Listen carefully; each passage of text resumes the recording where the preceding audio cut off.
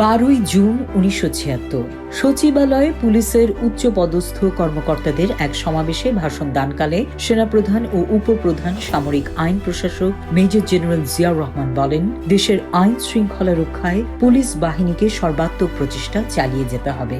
তিনি বলেন, এটি হচ্ছে সব রকমের উন্নয়ন প্রয়াসের পূর্ব শর্ত। জেনারেল জিয়া বলেন, মুষ্টিমেয় কিছু ব্যক্তি স্বাধীনতা সংগ্রামের আদর্শ ভুলে গিয়ে বিভিন্ন অপরাধমূলক কর্মকাণ্ডে লিপ্ত হয়েছে। এসব ব্যক্তিদের কিছুতেই জনগণের জীবন ও সম্পত্তি নিয়ে ছিনিমিনি খেলতে দেওয়া যায় না। তিনি বলেন, পরিবর্তিত আইন শৃঙ্খলা পরিস্থিতির পরিপ্রেক্ষিতে পুলিশ বাহিনীকেও শক্তিশালী করা হয়েছে।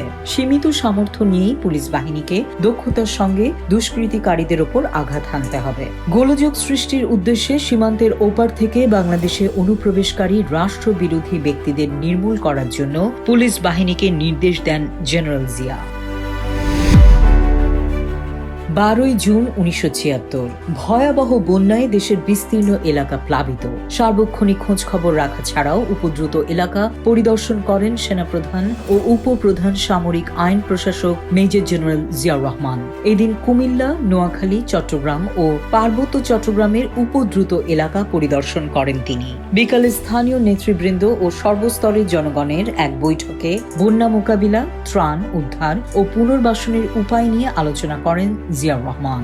এই সময় সরকারি কর্মকর্তাদের সম্ভাব্য বন্যা মোকাবেলায় প্রয়োজনীয় ব্যবস্থা গ্রহণের নির্দেশ দেন তিনি। জিয়া বলেন, ত্রাণ তৎপরতায় নারী সংগঠন, মুক্তিযোদ্ধা, আনসার, গ্রামরক্ষী ও গ্রাম পুলিশদের সংগঠিত করতে হবে।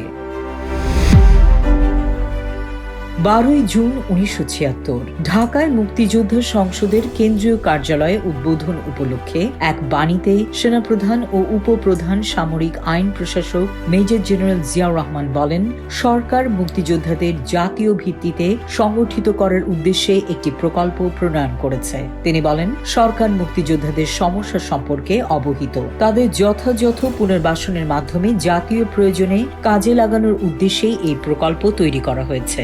জিয়া বলেন, জনশক্তি হিসেবে দেশব্যাপী মুক্তিযোদ্ধাদের কাজে লাগানো হচ্ছে না। আমাদের জাতীয় স্বাধীনতা ও সার্বভৌমত্ব সুনিশ্চিত এবং দৃঢ় করার উদ্দেশ্যে জাতীয় পুনর্গঠনের সংগ্রাম ও অর্থনৈতিক কর্মকাণ্ডে এই জনশক্তিকে কাজে লাগাতে হবে। জেনারেল জিয়া মুক্তিযোদ্ধাদের স্বাধীনতা সংগ্রামের নির্ভীক সৈনিক বলে অভিহিত করে আশা প্রকাশ করে বলেন যে, মুক্তি সংগ্রামের সৈনিক হিসেবে আপনার নিজ পরিচয় সমুজ্জ্বল রাখবেন। তিনি বলেন, মুক্তিযোদ্ধাদের একতা ও দেশপ্রেম, বিশেষ করে দেশের পরিবর্তিত রাজনৈতিক পরিস্থিতিতে তাদের ভূমিকা প্রশংসনীয়। দেশের স্বাধীনতা অর্জনে আপনারা যে সাহসিকতার দৃষ্টান্ত স্থাপন করেছেন তা আমাদের গর্বের বিষয়। 12ই জুন 1977 কমনওয়েলথ সম্মেলনের অংশ হিসেবে স্কটল্যান্ডে 2 দিনের সফর শেষে লন্ডন ফিরে আসেন প্রেসিডেন্ট জিয়াউর রহমান। স্কটল্যান্ডে কমনওয়েলথ নেতৃবৃন্দের সঙ্গে ইতিবাচক আলোচনা হয়েছে তার। আজই বিকালে ঢাকার উদ্দেশ্যে লন্ডন ত্যাগ করবেন তিনি। 12ই জুন 1978 বঙ্গভবনের দরবার হলে এক অনাড়ম্বর অনুষ্ঠানে প্রেসিডেন্ট হিসেবে শপথ গ্রহণ করেন জিয়াউর রহমান। সুপ্রিম কোর্টের প্রধান বিচারপতি কামাল উদ্দিন হোসেন শপথ গ্রহণ অনুষ্ঠান পরিচালনা করেন। সার্বজনীন ভোটাধিকারের ভিত্তিতে 3রা জুনের নির্বাচনে বিপুল ভোটে প্রেসিডেন্ট নির্বাচিত হন জিয়াউর রহমান। জেনারেল জিয়া 1,97,33,607 ভোট পেয়ে প্রদত্ত ভোটের শতকরা 76.63% ভোট লাভ করেন। শপথ বাক্য হিসেবে প্রেসিডেন্ট জিয়াউর রহমান পাঠ করেন, আমি জিয়াউর রহমান পবিত্র শপথ গ্রহণ করছি যে আমি বিশ্বস্ততার সাথে আইন অনুযায়ী বাংলাদেশের প্রেসিডেন্ট পদের দায়িত্ব পালন করব। আমি বাংলাদেশের প্রতি সত্যিকার আস্থা ও আনুগত্য পোষণ করব। আমি সংবিধানকে সংরক্ষণ, রক্ষা ও সমর্থন করব এবং আমি ভয়ভীতি বা আনুকূল্য, প্রীতি বা অসৎ ইচ্ছার বশীভূত না হয়ে আইন অনুযায়ী সকল ধরনের লোকের প্রতি ন্যায় বিচার করব।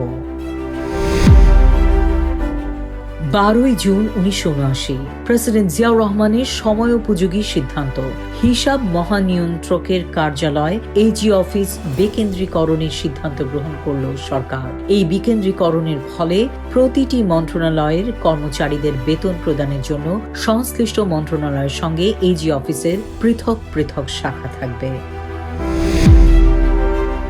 12 জুন 1980 ফরিদপুর ও গোপালগঞ্জে বিএনপির দুটি পৃথক পল্লী কর্মী সম্মেলনে ভাষণ দানকালে প্রেসিডেন্ট জিয়াউর রহমান বলেন, স্বনির্ভর গ্রাম সরকার দেশে দ্রুত সামাজিক ও অর্থনৈতিক উন্নয়ন আনবে।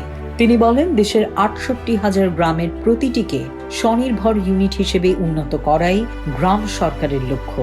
প্রেসিডেন্ট বলেন, খাদ্য উৎপাদন দ্বিগুণ করার প্রচেষ্টা চালানো, নিরক্ষরতা দূরীকরণ, জনসংখ্যা বিস্ফোরণ রোধ ও নিজ নিজ এলাকায় আইন শৃঙ্খলা রক্ষায় সাহায্য করা গ্রাম সরকারের প্রাথমিক দায়িত্ব। তিনি বলেন, এই পবিত্র দায়িত্ব পালনে গ্রাম সরকারকে একটি আদর্শ প্রতিষ্ঠান হিসেবে গড়ে তুলতে হবে।